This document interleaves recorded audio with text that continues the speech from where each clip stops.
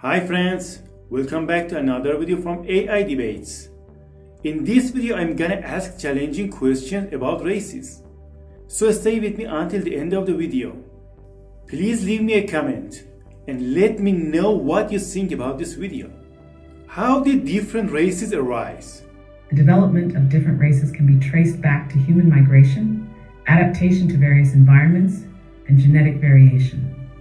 Over thousands of years, humans spread out across the globe, and as they adapted to different climates and geographic conditions, they began to develop distinct physical traits.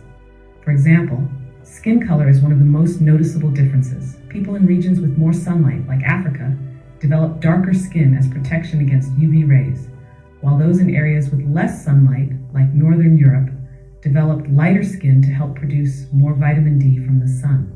Similarly, other traits like hair texture, facial features, and body proportions evolved in response to environmental factors like climate, diet, and geography. Genetic studies show that while there are physical differences, all humans belong to the same species, Homo sapiens, and share a common ancestry. The concept of race is actually a social construct rather than a biological one, as there is more genetic variation within what we call races than between them. It's a complex and fascinating topic. Why do some societies still consider race a measure of superiority? The idea of race as a measure of superiority in some societies is rooted in historical power structures, colonialism, and the development of racial hierarchies. Throughout history, certain groups used race to justify dominance, exploitation, and inequality.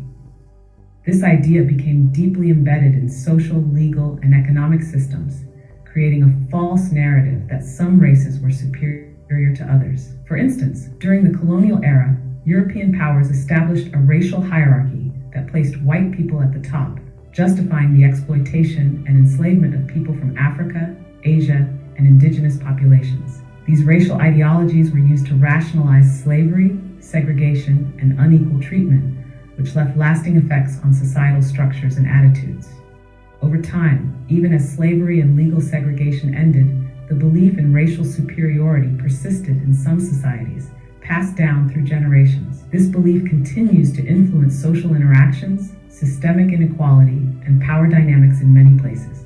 Racial prejudices and stereotypes can still be used to assert dominance or maintain privilege, especially in contexts where race has historically been tied to wealth, power, or social status. While science and research have shown that race has no biological basis for superiority, these historical legacies remain influential, making it challenging to completely dismantle the idea of racial hierarchy. Has race merely been a political and social tool to divide people? Race as a concept has largely been a political and social tool used to divide people, but it's not just that. While the idea of race as a way to categorize and separate people has often been manipulated to create and maintain systems of power and control, it has also been tied to human identity and culture.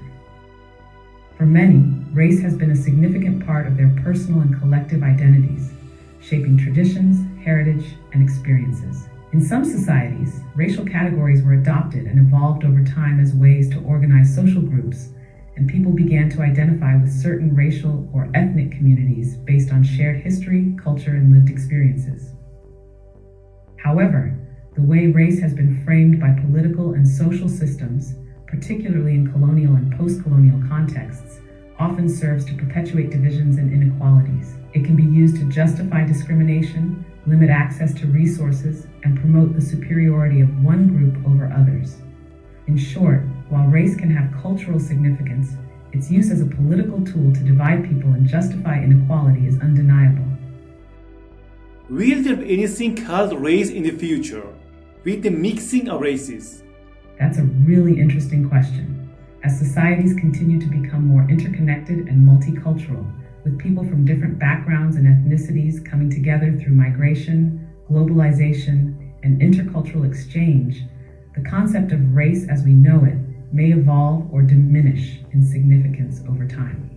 With increasing intermarriage and the blending of racial backgrounds, people in the future may identify less with traditional racial categories as genetic diversity continues to grow.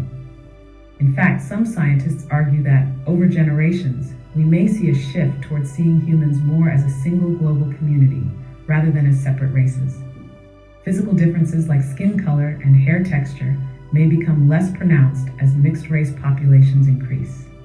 That said, while the idea of race might become less important in terms of biological differences, social and cultural identities tied to race could still persist.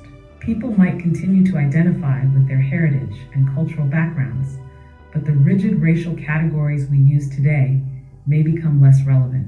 So it's possible that in the future, the concept of race may become less central, especially as blending of populations grows. However, it's hard to predict how deeply entrenched social constructs might evolve in the long run. So much. That was interesting. You're very welcome. I'm glad you found it interesting. It's definitely a thought-provoking topic. If you ever want to dive deeper into anything else, just let me know.